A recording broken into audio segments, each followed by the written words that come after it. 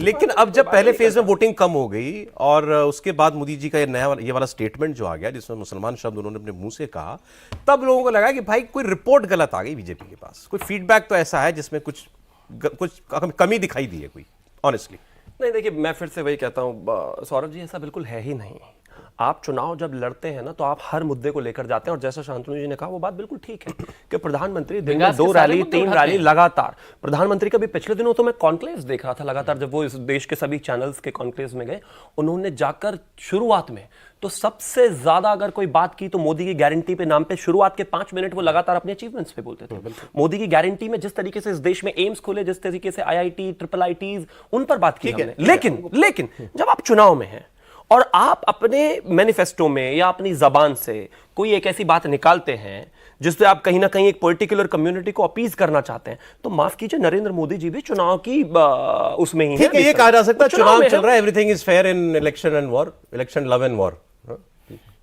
Love को आपने थोड़ा ज्यादा प्रेम से बोला नहीं वैसा ठीक है सर। लेकिन कांग्रेस की रिपोर्ट तो नहीं बताई आपने, बीजेपी के तो चलिए आपने, इनकी बात तो चलिए ये तो यही कहेंगे कि बढ़िया रिपोर्ट है, आपने भी कहा कि कोई वरिड नहीं है बीजेपी। ठीक है, कांग्रेस की क्या रिपोर्ट है? कांग्रेस की रिपोर्ट यह है कि कांग्रेस जो है अभी तक इसी बात से कंफ्यूज है कि वो जो हमले लगातार उन पर एनडीए से हो रहे हैं उसको डिफेंड कैसे किया जाए।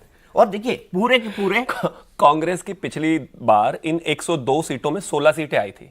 कांग्रेस की रिपोर्ट यह है कि इस बार टोटल 16 सीटें आ जाए तो बड़ी बात हो जाएगी। ये आप कह सकते हैं, लेकिन मैं बताऊं वहां पर नीति और नियत दोनों का अभाव फिलहाल दिखाई दे रहा है पूरे चुनाव में।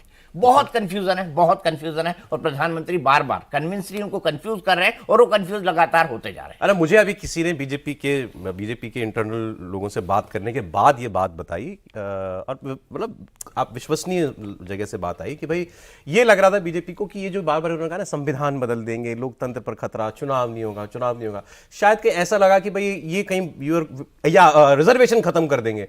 ये ऐसी बातें ना कि एक बार किसी के मन में डाउट आ गया तो बहुत बड़ा खतरा आ जाता है, खासकर रिजर्वेशन का। बिहार का इलेक्शन याद कीजिए 2015 वाला, रिजर्वेशन के मुद्दे पर एक चीज निकल गई थी मोहन भागवत जी के मुंह से, पूरा इलेक्शन बदल गया बिल्कुल। इस तो शायद बीजेपी को ये लगा, मोदी जी को ये लगा कि भाई इनकी बात चिपके उससे अच्छा अपनी बात, ऐसी बात कह दो इनको काम पे लगा दो। लगा दिया उन्होंने काम पे, है ना। अभी इलेक्शन कमीशन से मिलके आए हैं और 2-3 दिन अभी खड़गे जी इंतजार करेंगे मोदी उनको टाइम देते कि नहीं। और प्रधानमंत्री तो ऐसा है वो टाइम दे भी सकते खड़गे जी को, आइए समझाइए और चलिए इसी पर बहस हो जाए और लाइव टेलीकास्ट। आप क्यों चाहते हैं कि उनका भी सीताराम केसरी जी जैसा हाल हो? मतलब ऐसा नहीं होना चाहिए। देखिए होना वही है, एक तो प्रेसिडेंट बना है, खुल के बात करता हूँ, होना वही है। अब सीताराम केसरी वाला हाल होना चाहिए, देखिए होगा खड़गे आगे पीछे होगा, आगे पीछे होगा वही। राम ऐसा वैसा पहनते भी धोती हैं। मैं और उसके तो हमने इतने किस्से सुने। मैं तो प्रत्यक्षदर्शी रहा हूं सर, मैं तो प्रत्यक्षदर्शी। बोलना नहीं चाहिए, मतलब भाई ठीक बुजुर्ग आदमी थे, मतलब सब कुछ, लेकिन मतलब कोई कहता है बाथरूम में बंद कर दिया था, टॉयलेट में बंद कर दिया था, कोई कहता है उनकी धोती खोल ली थी किसी ने। ये सब गलत। ये बात मैं बिल्कुल गरिमा के साथ ऐसे कान को हाथ लगा के बोल रहा हूं, यही सुना गया है, पब्लिक डोमेन में है ये बातें। नहीं, वो तस्वीर निकलकर सामने आई थी जहां सीताराम केसरी पार्टी अध्यक्ष, उन्होंने अपना जो सिटिंग था वो नीचे कर दिया था, वो गांधी जी की तरह दिखना चाहते थे, तो उनके जो पूरा कमरा था सब नीचे ही बैठते थे उसमें। सीताराम केसरी जी ने भी गांधी जी की तरह वो जो लिखने वाला वो होता है ना, चौकी रख रखी थी। उसी वक्त उनकी नेम प्लेट उतारी गई, उस चौकी को हटा के वहां पर आप कह रहे खड़गे साहब का ही वही हाल होगा, आगे पीछे यही होगा, क्योंकि जाना गांधी परिवार के पास। मैं तो ससम्मान कहता हूं, कम से कम चौकी तो छोड़ ही दे। और खड़गे साहब से खुद पूछा गया एक बारी जब वो अध्यक्ष बन गए थे कि भाई फलाना काम को कैसे होगा, उन्होंने कहा हाईकमांड कौन बचा? खड़गे साहब की, मैं राहुल गांधी की बात कर रहा हूँ। आपको नहीं लगा राहुल गांधी अचानक एक्टिव हो गए, यहाँ रैली वहां रैली, ट्विटर बात पे बात, कुछ ना कुछ कॉमेंट।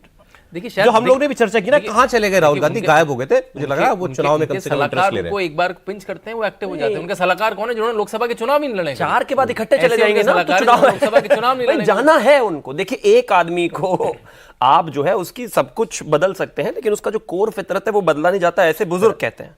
तो भाई उनकी फितरत वो ऐसी है, महीने में जिस आदमी को बाहर जाना है 24 दिन के लिए उसको जाना, अब वो इकट्ठा जाएंगे क्योंकि उनको पता है। इसका जवाब आपको प्रियंका गांधी वाड्रा ने दिया, उनके आप उनके लिए भी बोला गया था कि भाई ये विदेश जाती हैं, अभी विदेश चली गई चुनाव में, तो उन्होंने कहा मेरी बेटी रहती है, बेटी से मिलने के लिए गई थी, इसमें क्या हर्ज है? सम्मान है। मैं तो कहता हूं इस देश के 140 करोड़ लोगों के बच्चे भी पढ़ते हैं और इस देश में जो नौकरी करते हैं उनके बच्चे भी विदेश में पढ़ते हैं और देश के बाहर पढ़ते हैं। तो क्या नौकरी छोड़ के चले जाते हैं क्या 1 महीने के लिए या 15 दिन के लिए?